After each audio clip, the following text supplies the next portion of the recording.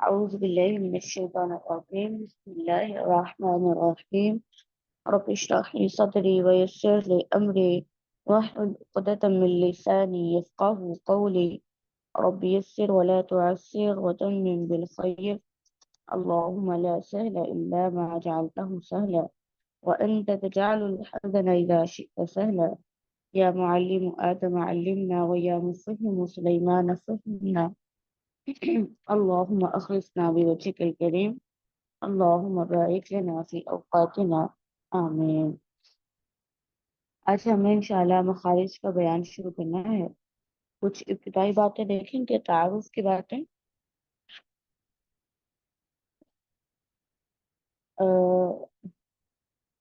کہتے ہیں کہ مخرج کا لغوی معنی جو ہے وہ یہ ہے کہ نکلنے کی جگہ، اور اصطلاحی معنی یہ ہے کہ حروف تہجی جس جگہ سے نکلتے ہیں ان جگہوں کو مخارج کہا جاتا ہے۔ ٹھیک ہے، مخرج کہتے ہیں کسی بھی چیز کے نکلنے کی جگہ، لیکن تجوید کی زبان میں جہاں سے حرف نکلے گا، حرف کے نکلنے کی جگہ کو ہم کہتے ہیں مخرج۔ تو 29 حروف ہیں، تو ظاہری بات ہے کہ 29 ہی آوازیں ہیں، ہر حرف کی آواز الگ ہے۔ 29 حروف میں کوئی بھی ایک بھی حرف ایسا نہیں ہے جس کی آواز دوسری آواز جیسی ہو۔ ایک تو بڑا اچھا لفظ ہوتا ہے سیم اور سیملر۔ ٹھیک ہے، سیم کہتے ہیں بالکل، بالکل ایک جیسا، بالکل ایک جیسا، کوئی بھی فرق نہ ہو، آواز بھی ایک، مخرج بھی ایک، صفت بھی ایک، وہ سیم ہوتا ہے۔ ایک لفظ ہوتا ہے سیملر، ملتا جلتا، مطلب ہوتا تو ویسا ہی ہے لیکن تھوڑا سا ملتا فرق کوئی اونچا نیچا ہو جاتا ہے۔ جیسے نا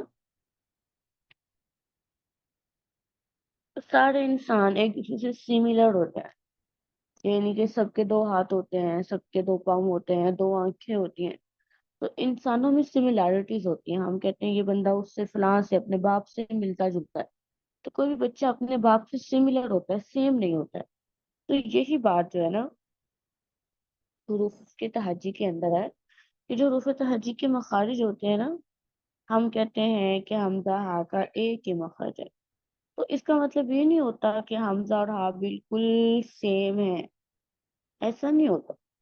ان کے تو تھوڑی نہ تھوڑی کچھ سملیرٹی پائی جاتی ہے جس کی وجہ سے یہ کچھ قربت ہوتی ہے کہ ہم اسے یہ کہہ دیتے ہیں کہ حمزہ اور ہا جو ہے ان کا ایک مخرج ہے۔ حقیقی بات جو ہے وہ یہ ہے کہ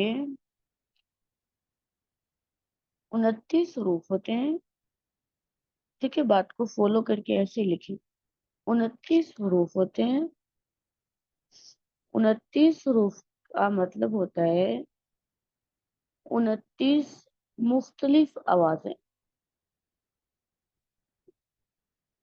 29 حروف کا مطلب ہوتا ہے 29 مختلف آوازیں۔ تو 29 مختلف آوازوں کا مطلب یہ ہے کہ ہر حرف کا مخرج الگ ہے، مخرج الگ ہے تبھی تو الگ آواز بنتی ہے نا۔ تو ہم تو یہ کہتے ہیں کہ 29 حروف کے 17 مخارج ہوتے ہیں، لیکن عقل اور سچ بات یہ ہے کہ 29 حروف کے 29 ہی مخارج ہوتے ہیں، ورنہ کبھی بھی ایسا نہ ہو کہ دو حروف جو ہیں مخرج آپ ایک کہہ رہے ہیں، آواز ان کے دو ہے، تو یہ تو کوئی بات۔ اچھا، اگر مخارج 29 ہوتے ہیں تو ہم پھر 17 مخارج کیوں پڑھتے ہیں نا؟ تو اب اس کو دیکھتے ہیں۔ سب سے پہلے آئے مخارج کی تعداد، کہتے ہیں اس میں قرآن کا اختلاف ہے، یہاں پہ لکھا نہیں ہے، آپ لکھ لیں۔ علامہ رازی رحمہ اللہ تعالیٰ کا قول ہے، علامہ رازی رحمہ اللہ تعالیٰ کے مذہب کے مطابق 29 حروف کے 29 ہی مخارج ہوتے ہیں۔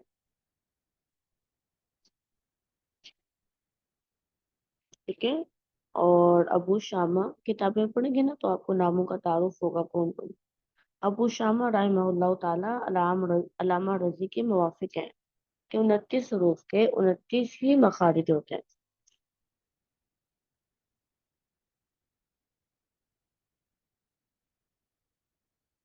اچھا جی. لیکن جو علامہ خلیل بن احمد الفراہیدی ہے وہ کہتے ہیں کہ 17 مخارج ہوتے ہیں. اور بہت کمال بات یہ ہے کہ ان کی تائید پھر آگے امام جزری رحمہ اللہ تعالی نے بھی کر دیا.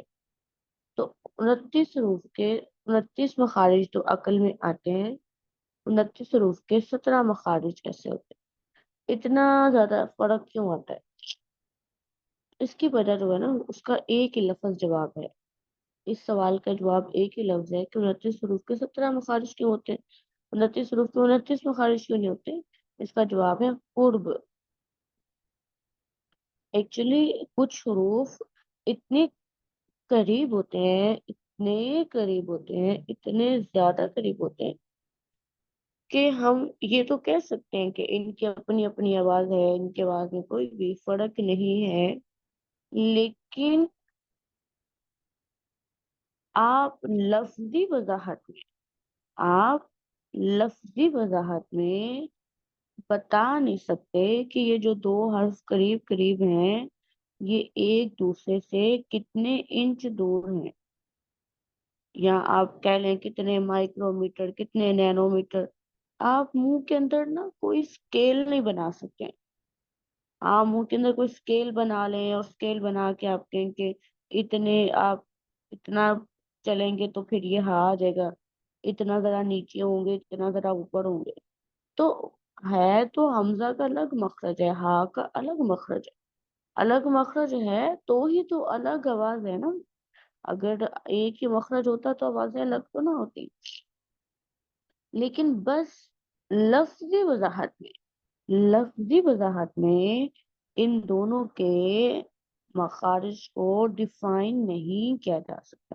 ہاں لیکن اگر آپ آج زیادہ اچھے ہیں لفظی وضاحت میں، آپ لفظی وضاحت کر سکتے ہیں کہ حمزہ اور ہاء کی ادائیگی کتنے دور ہے ایک دوسرے سے اور کتنی نیچے اوپر ہے، تو پھر آپ آج لفظی وضاحت لکھ رہے. کوئی بات نہیں، ہم 17 بھی تو یاد کرتے ہیں، ہم 29 بھی مخارج یاد کر لیں. لیکن جو ہمارے سینئر ٹیچرز تھے سارے، جو ہمارے سلف صالحین تھے، جو ہمارے ائمہ کرام تھے، وہ اس چیز کو وضاحت نہیں کر سکے. انہوں نے کہا کہ قرب کی بنا پر جو ہے وہ 29 حروف کے 17 مخارج ہیں. قرب کہتے ہیں قریبی کو. یہ کچھ حروف اتنے قریب ہوتے ہیں کہ آپ ان کو کسی بھی اسکیل پہ، کسی پیمانے پہ تول کے الگ کر کے ان کے لفظوں میں بیان نہیں کر سکتے. ٹھیک ہے.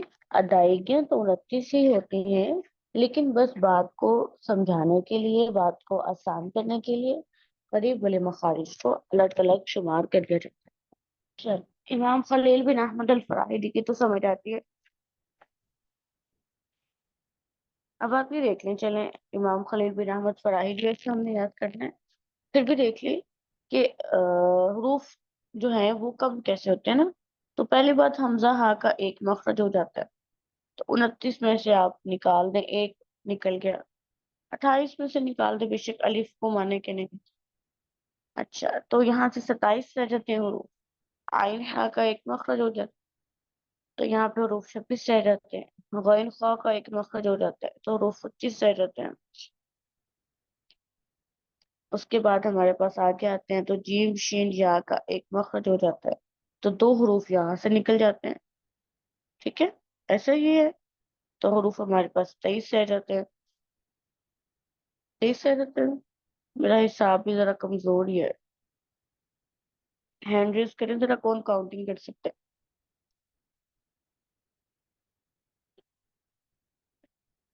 چلے ہینڈ ریز کر لیں. کوئی بندہ نہیں؟ تسلیم. چلے ٹھیک ہے. ایک تسلیم دیکھیں یہاں سے چل جاتا ہے، 28 میں سے 27 رہ جاتے ہیں. ایک یہاں سے چل جاتا ہے آئین ہاں میں سے. تو کتنے رہنے چاہیے بھائی، 25 کی 26؟ اچھا، یہ غائن اور خا 29 میں سے غائن اور خا دو ہوں نکل گئی، باقی ہم ایسا 26. لکھ سکتے ہیں.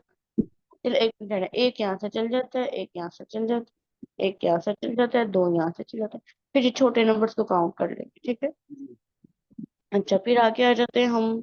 तो लाम नून रा का तो अलग ही मखरज होता है, कॉफ कॉफ का भी अलग होता है, गौद का भी अलग होता है। ता दाल कौन, ता दाल और तो। तो यहाँ से भी हमारे दो हरूफ चल जाते हैं। फिर सा दाल दो में से भी दो हरूफ चले जाते हैं। फिर सौद दाल सीन में से भी हमारे दो हरूफ चले जाते हैं। तो पहले हम इसको काउंट करते हैं, फिर हम उसकी तरफ जाते हैं, मद्दा और गुन्ना की तरफ ना। तो 3, 5, 7, 9 और 2, 11। चले अब 28 में से 11 निकाल दें, 17 बन जाते हैं ना। जी। चले, लेकिन इसकी मजीद वजाहत इंशाल्लाह हम नून गुन्ना और रूफ मद्दा का मखरज डाल के भी करेंगे आगे, ठीक है। बस हल्की सी मैंने आपको ये बात समझाई है कि हरूफ कम कैसे होते हैं। आगे हम मद्दा का मखरज डालेंगे, तो फिर तो आपके 18, 19 मखरज हो जाएंगे, ठीक है। तो उसको इंशाल्लाह आगे देखते हैं। अच्छा, अब सी बात हमने इसलिए पढ़ी है ताकि हम अलामा सिबवी और इमाम फर्रा के मजहब के फर्क को समझ सकें। अलामा सिबवी जो है वो ये कहते हैं मखारिज की तादाद भाई 17 नहीं है, 16 है। और इसकी वजह ये है कि वो हरफ मद्दा जो है ना, वो हरफ मद्दा को मखरज ही नहीं मानते।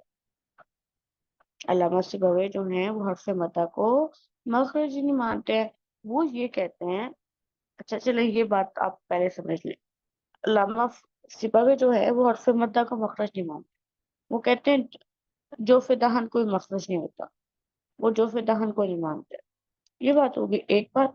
इसलिए जो फिदाहन निकाल देते हैं तो इनके यहाँ 16 मखारिज है।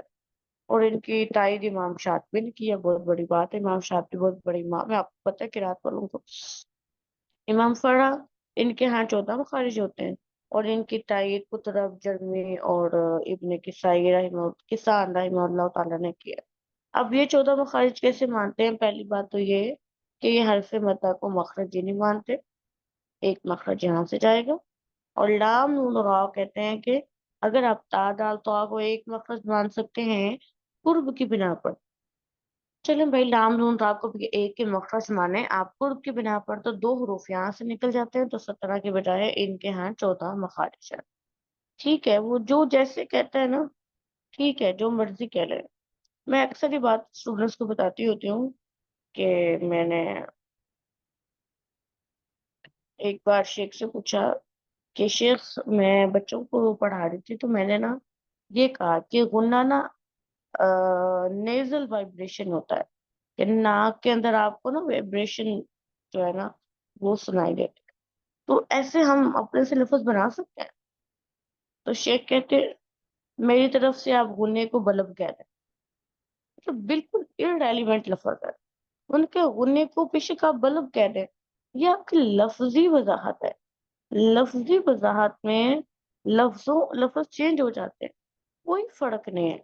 लेकिन बात यह है कि जब आप गुन्ने को बलब कह के समझाएं तो बच्चा अदा गुन्ना ही करे।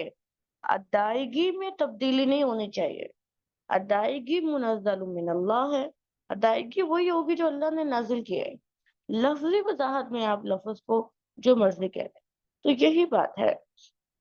आप 29 मखारिज कह रहे हैं, आप 17 कह रहे हैं, आप 16 कह रहे हैं, आप 14 कह रहे हैं, कोई मसला नहीं है। लेकिन बात यह है कि हुरूफ तजवीद के साथ अदा हो, हुरूफ दुरुस्त अदा हो, हर हर्फ की अपनी अलग आवाज हो, हर हर्फ की कवी ज़ाइफ तमाम सिफात अच्छे तरीके से अदा हो। लफ्जी वजाहत में कोई मसला नहीं, ठीक है। अच्छा, अब ये बात समझ आ गई। मखरज 17 कैसे हैं, 16 ऐसे हैं कि जो फिदाहन मखरज नहीं है, 14 ऐसे हैं कि जो फिदाहन मखरज नहीं है। लाम नून पा का मखरज इमाम खलील बिन अहमद ने अलग अलग बताया था, लेकिन ये एक के मखरज मानते हैं। अब यहाँ पे ये है कि हरूफ मद्दा का मसला रह गया ना, कि ये हरूफ मद्दा के मखरज को जो को तो मानते ही नहीं है दो लोग। तो फिर ये सवाल पैदा होता है कि अगर ये हरूफ मद्दा को मखरज ही नहीं मानते, तो क्या बात ये है कि ये हरूफ मद्दा लंबे ही नहीं करते? क्या ये बात है कि ये हरूफ मद्दा को लंबा ही नहीं करते हैं दो लोग? ये बात तो नहीं है कहीं। नहीं, बात ये नहीं है ना, ये रुफे मद्दा को मखरज नहीं मानते। इस बात का मतलब ये नहीं है कि ये रुफे मद्दा को लंबा ही नहीं करते हैं, ये मतलब नहीं। चलो फिर मतलब क्या है? अगर ये रुफे मद्दा को मखरज नहीं मानते हैं तो फिर ये सवाल पैदा होता है कि रुफे मद्दा लंबे नहीं होते हैं, लेकिन ये रुफे मद्दा को भी लंबा भी करते हैं। तो फिर मसला क्या है? मसला कुछ नहीं है, मसला सिर्फ लफ्जी वजाहत में है। लफ्जी मसले हैं कि वो क्या है। अब ये कहते हैं कि मखरज होता क्या है। मखरज की तारीफ में फर्क है। मखरज क्या होता है ना, मखरज की दो तारीफ है। कुछ लोग कहते हैं मखरज वो होता है जहां आवाज जाके टिकती है, यानी कि जहां पे आवाज किसी हरफ के जाके टिक जाए, वो जगह जहां पे आवाजें टिकती हैं जाके, आप इसको आवाज टिकने को कह सकते हैं इंतहाई सोत। इंतहा कहते हैं एंड पॉइंट, सोत आवाज का। तो कुछ लोग मखरज की तारीफ जो है ना, वो ये कहते हैं कि मखरज वो होता है जो इंतहाई सोत होती है। इंतहाई सोत जहाँ टिकती है ना, वो मखरज होता है। लेकिन कुछ लोग ये कहते हैं, दूसरा मतलब ये है कि आवाज जहां से शुरू होती है वो मखरज होता है। यानी कि मबदा, मबदा कहते हैं सोर्स, ठीक है। जो सोत, सोत कहते हैं आवाज को, जो सोत का मबदा होता है ना, वो मखरज होता है। अब देखिए फर्क तो कोई नहीं है लफ्जी वजाहत के अलावा। मर्जी आप इंतहाई सोत कह लें या इब्तिदाई सोत कह लें, आवाज तो बा की वही रहेगी ना, आवाज तो नहीं बदलेगी। ता की आवाज ता ही रहेगी। आप इस डेफिनेशन में देख लें, आप इस डेफिनेशन में देख लें, मसला कोई नहीं है। अच्छा, कोई कहता है कि इंतहाई सोत मखरज होता है और कोई कहता है मबदा सोत मखरज होता है। ठीक है, जो इंतहाई सोत या मबदा सोत कहते हैं ना मखरज को, की तारीफ में ये फर्क करते हैं। उनके यहाँ कोई मसला नहीं है, सारे मखारिज सेम हो जाते हैं। सिर्फ एक मसला बनता है हरफ मुद्दा के बाद में। अब इमाम खलील बिन अहमद अल फराहिदी के मुताबिक हरफ मुद्दा का जो मखरज है ना, वो जोफ है। लेकिन जो बाकी लोग हैं, अल्लामा सिबवी और इमाम फरा, इनके मुताबिक हरफ मुद्दा का मखरज जोफ नहीं है, क्योंकि जोफ पे आवाज टिकती है जाके। इमाम जजरी भी तो कहते हैं ना, क्या कहते हैं? فألف الجوف وأختها وهي حروف مد للهواء تنتهي، للهواء تنتهي। ठीक है, रुफे मतलब वो होते हैं जो हवा पे इंतहा होते हैं। बा, आप देखिए आपका जो अलिफ मद्दा है वो हवा पे खत्म हो रहा है। ठीक है, लिल हवा तंतही। इमाम खलील बिन अहमद और इमाम रज़ी ये कहते हैं। लेकिन अल्लामा सिबवी और इमाम फरा ये कहते हैं कि हरफ मद्दा का मखरज वो होगा जहां से आवाज बनना शुरू होगी, आवाज बनना शुरू होगी। तो इस मुनासबत से इमाम ये क्या करते हैं, कहते हैं अलीफ मद्दा का जो मखरज है ना, वो हमजा वाला ही होता है।